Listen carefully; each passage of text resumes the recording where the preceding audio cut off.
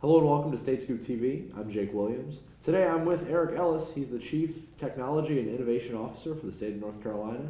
How you doing, Eric? Hey, how are you? I'm doing well. So Eric, you kind of run technology and innovation for the state. So what new technologies are you seeing on the horizon for North Carolina? So I was actually at a talk not too long ago, and I sort of joked about it. I said, okay, I'm here to talk about 4D printing, smart dust, and flying cars. And I was joking about that, and the reason is because I think sometimes we get excited about the technology that's promising and it's almost here. But really there's a lot of incredibly promising technology that's right on the horizon. One of the main ones that I'm seeing that's creeping up in the private sector that we should be embracing in the public sector is chatbots. You may have heard the expression conversation as a platform, conversational UI. UI is in user interface.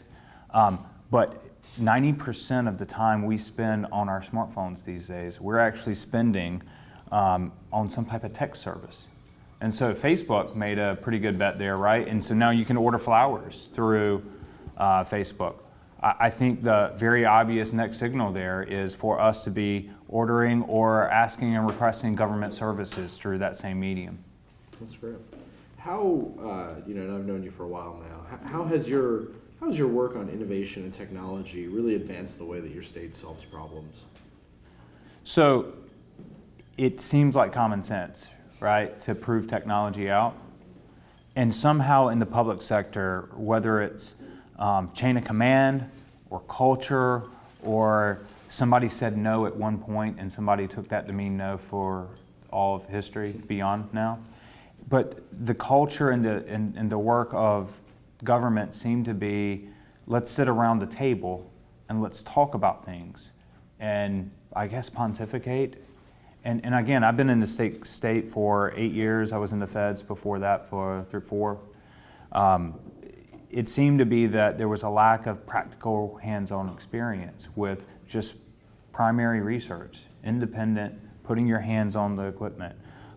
It's not always me that's putting my hands on the equipment. I think that's something that we've sent a signal, and I think organizationally we've done a really good job in the state of North Carolina, is I didn't want to go out being the keeper, the gatekeeper of all innovation, all things innovation, Eric.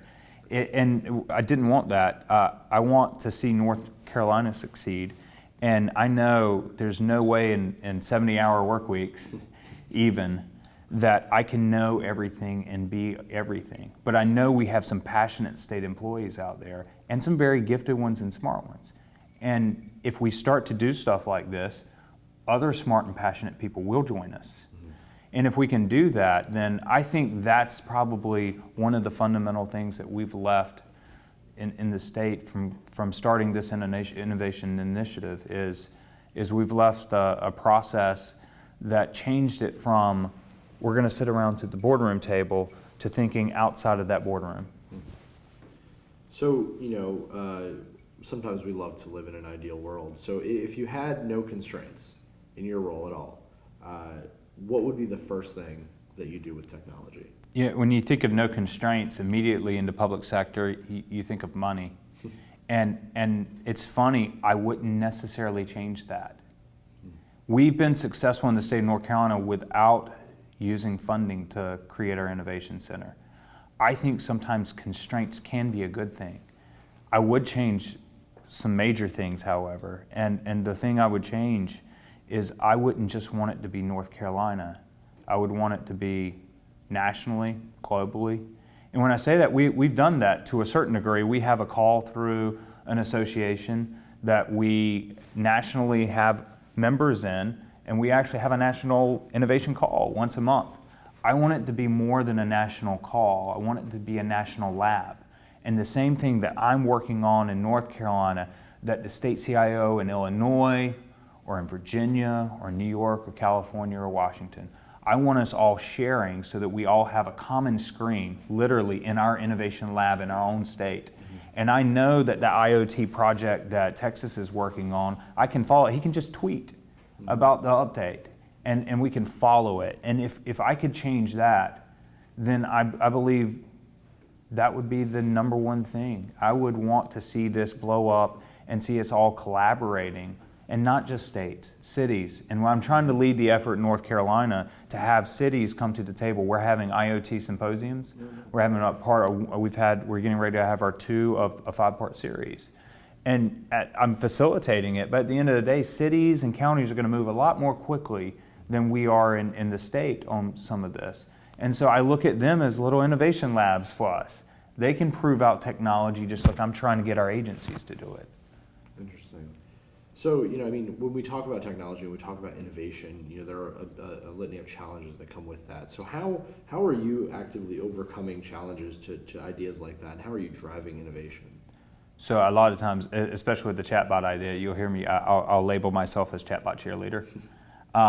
There is a little bit to that, to leading by having this high energy and passion around it. When somebody sees that you're really passionate about your state, they have something in common with you. They're like, okay, especially state employees, I get him. I'm here because I'm passionate about my state. There are many, many state employees that are passionate.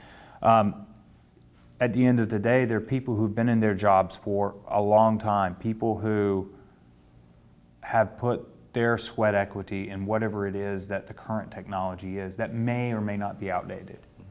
And here comes somebody who says, hey, there's something cool.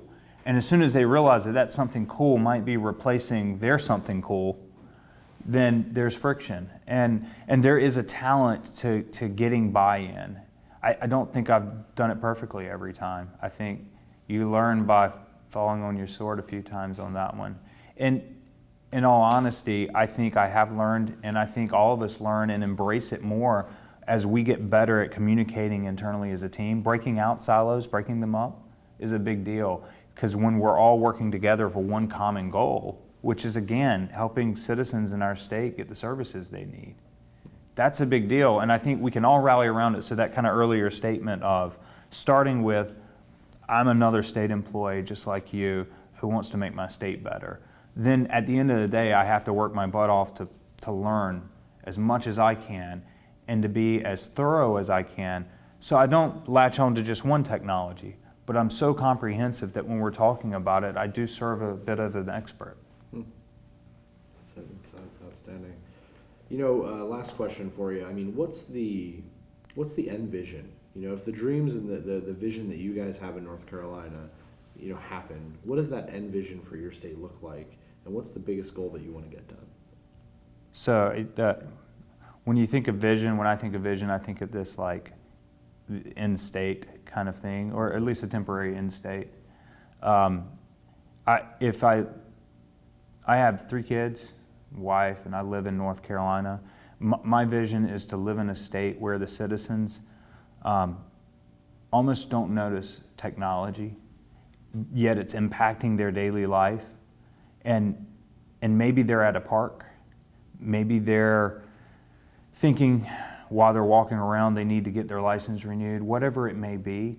My vision is that as citizens, they can be awesome citizens and enjoy our state, because we have a really good state, and not even notice the technology that's allowing them to get back and be with their family members and their neighbors and their natural resources. So that's my end vision, is for my kids to grow up in that world. That's awesome. Eric, thanks for being with us. Thanks, man. For more information about what Eric's doing in North Carolina, as well as what's going on in the Innovation Center, check out StateScoop.com and subscribe to the Daily Scoop daily newsletter. Again, we're with Chief Technology and Innovation Officer Eric Ellis from the state of North Carolina, and I'm Jake Williams. Thanks for watching.